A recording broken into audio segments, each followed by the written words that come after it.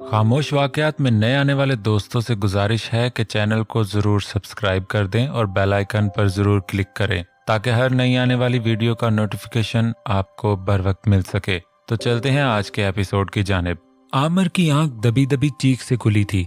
वो हड़बड़ाकर जाग गया और अपने हवास बहाल करने लगा। इस लम्हे हल्की सी चीख फिर सुनाई दी थी और यकीनन फरीहा के कमरे की तरफ से आई थी। वो जल्दी से कंबल परे करके उठा और चप्पल पैरों में पहनकर तेजी से बाहर की तरफ भागा। उसके बेडरूम के सामने पहुंचकर उसने दरवाजे पर हल्का सा दबाव डाला। दरवाजा बंद था। फरीहा, आमिर ने उसे पुकारा था। तुम ठीक तो हो? क्या हुआ? यहाँ कोई है? अंदर से फरीहा की डरी हुई सी आवाज आई थी। कहाँ पे? दरवाजा खोलो। मेरे कमरे की खिड़की के बाहर। उसकी आवाज हल्की सी आई थी। शायद वो कंबल में दुबकी हुई थी और बेहद खौफजदा थी। दरवाजा खोलो, मैं देखता हूँ। चंद लम्हे बाद उसने दरवाजा खोल दिया। वो अंदर आया और उसके सते हुए चेहरे की तरफ देखा।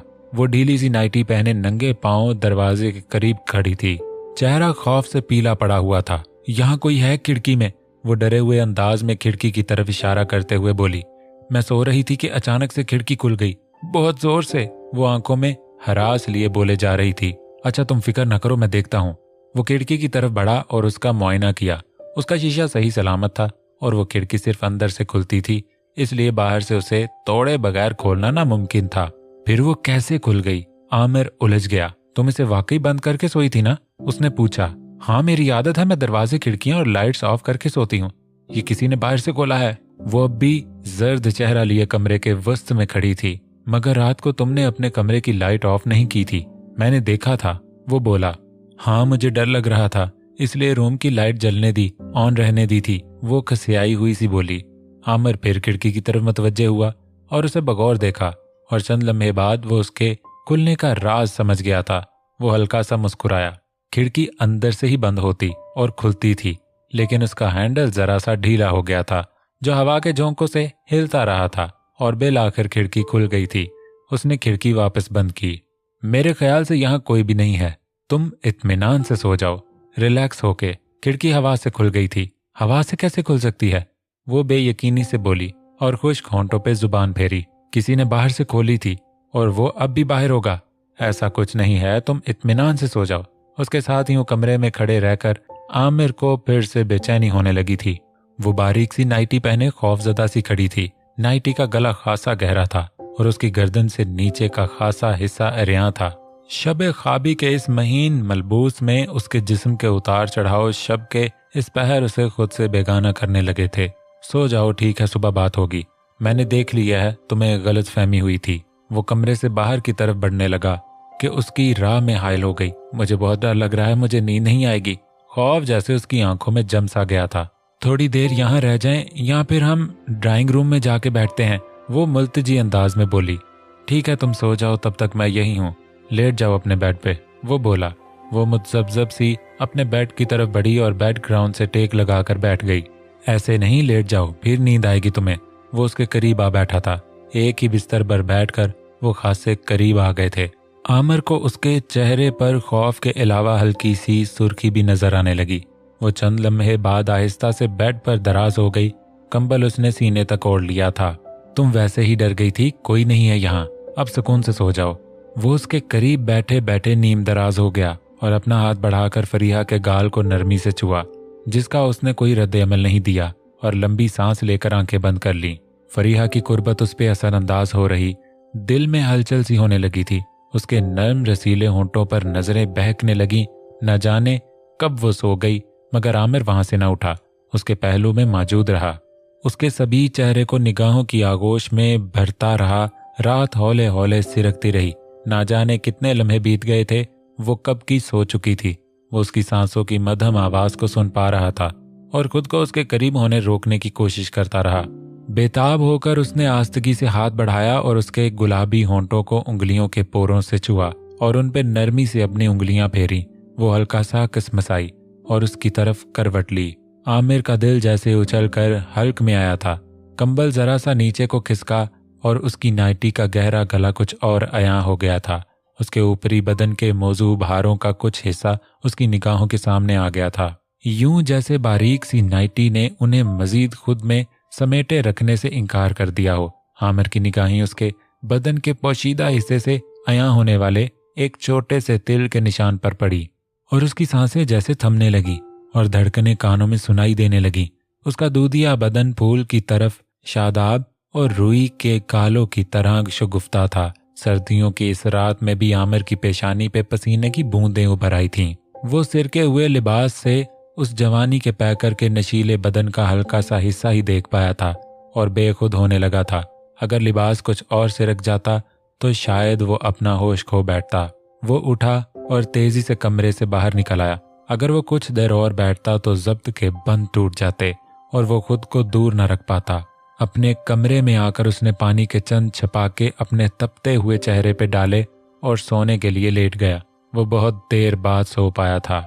आमिर नाश्ते के बाद जल्द ही हसन के घर से निकल आया था। फरीहा से उसकी ज्यादा बात नहीं हो पाई थी। वो रात को अपने डर जाने की वजह से शर्मिंदा सी थी। उसका रुख अपने प्लॉट की तरफ था।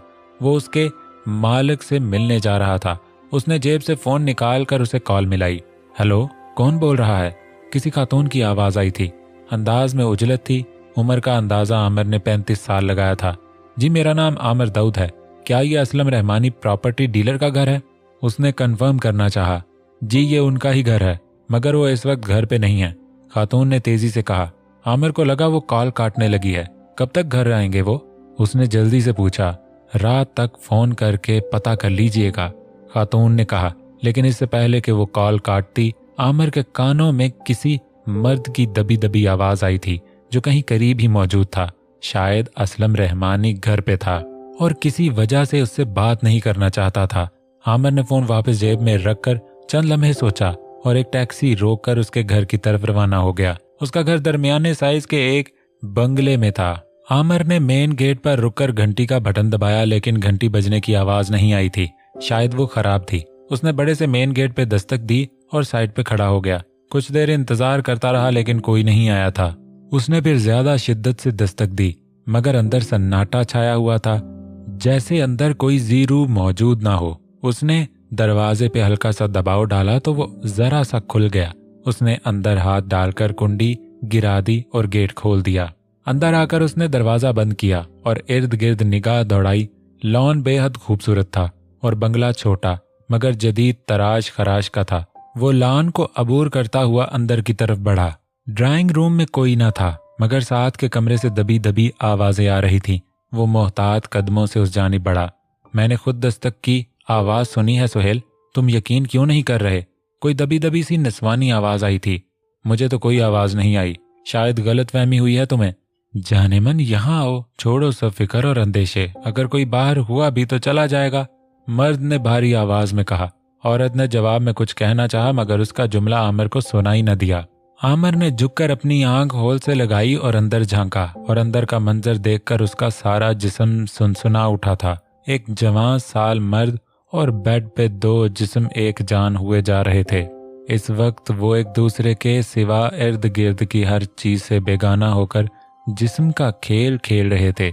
औरत की पुश्त उसकी तरफ थी और उसके घने स्याह बाल उकब से उसकी पर्दा पोशी की नाकाम कोशिश कर रहे थे। आमिर ने मर्द का चेहरा देखा जिसे इस जवान साल खूबरू औरत ने सहेल कहकर पुकारा था। वो उसके लिए अजनबी था। उसका हाथ दरवाजे पे दस्तक के लिए उठा। आमिर उस दरवाजे के ऐन बाहर खड़ा था, जिसकी दूसरी तरफ वहशत का खेल खेला जा रहा था, जिसका एक मंजर वो की होल से देख चुका था। मदम मदहोशी भरी आवाजें अब भी उसके कानों तक पहुंच रही थी। उसने दस्तक के लिए उठा हुआ अपना हाथ नीचे किया और दबे पैरों से चलता हुआ ड्राइंग रूम की तरफ आया और बाहर की तरफ बढ़ा। मिसेस रहमानी जो गुल खिला रही थी, उससे आमिर का कोई सरोकार नहीं था। वो कुछ भी करे, किसी को भी घर बुलाकर अपना आप सौंपे, मुझे इससे क्या लेना देना, उसने सोचा और लंबे कदमों से बैरूनी दरवाजे की तरफ बढ़ा। उसका काम उसके शौहर से था। वो उससे अपने प्लॉट की डायरेक्टरी लेने आया था, ना कि उसकी बीवी पे नजर रखने। यही सोचते हुए वो बाहर आया और टैक्सी पकड़कर वापस हसन के घर की तरफ रवाना हो गया। टैक्सी से उतरकर उसने किराया अदा किया और दरवाजे पे दस्तक दी। दरवाजा फरीहा ने खोला था। उसे देखकर वो मुस्कुराई। इतनी जल्दी आ गए? मुझे लगा बहुत देर लगाएंगे आप। हाँ, जिस बंदे से मुझे काम था वो मौजूद नहीं था, शहजाद ने कहा और उसे नजर भरकर देखा। वो शायद शावर लेकर बाहर निकली थी। शफाफ चेहरा मेकअप से आरी होकर भी शादाब सा लग रहा था। ऊपरी बदन कमीज की बारीकियों से अया हो रहा था। घनेरे बालों में हल्की सी नमी जाग रही थी और पानी की कई आवारा बूंदें बालों से निकलकर मरमरी गर्दन पर सफर करती हुई कमीज में जज्ब हो रही थीं। ओह, मतलब काम नहीं हुआ? उसने सर हिलाया। चले कोई बात नहीं, कभी तो वो आएगा, वो बोली और अंदर की तरफ बढ़ी। वो उसके पीछे अंदर की तरफ बढ़ा था। वो मोरनी की तरह दिलकश चाल चलती हुई जा रही थी। नाजुक कमर किसी शाख की मानद बल खाती हुई महसूस हो रही थी। वो सादा सी ऑफ वाइट कमीज और नेवी ब्लू जीन्स में थी। फिटिंग की कमीज ने सीमे बदन की नजाकतों को समेट रखा था। एक एक कदम पर उसका होशरुबा बदन जैसे थरक रहा था, जवानी की लय पर रक्स कर रहा था। आमिर मशहूर सा हुआ। इस लम्हे उसे हसन की खुशकिस्मती पे रश्क आया। इतनी हसीन बीवी उसे मिली थी। वो ड्राइंग रूम में आ बैठी। आमिर साथ ही बैठा था। मैं तो बोर हो गई सुबह से, वो बैठते हुए बोली थी। आमिर मुस्कुराया। बोर नहीं हुई होगी, तुम्हें अपना मियाँ याद आ रहा होगा। वो दबी सी मुस्कुराहट लिए बोला, जी नहीं, मैं घर में अकेले रह रहकर बोर हो रही थी मैं। क्या मतलब, तुम्हें शौहर नहीं याद आया? आमिर ने उसे छेड़ा। वो सुर्ख सी होकर खामोश हुई।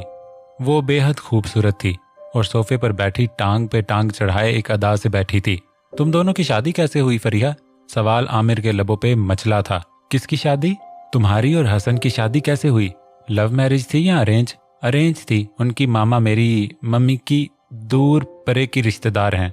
उन्होंने मुझे किसी फैमिली फंक्शन में देखा था, फिर वो रिश्ता लेकर आ गई और 2 माह के अंदर अंदर सब हो गया। मैं शादी करके यहाँ आ गई। वो बताती रही। आखिर में उसकी आवाज में उदासी सी घुल गई। आमिर चौंका था।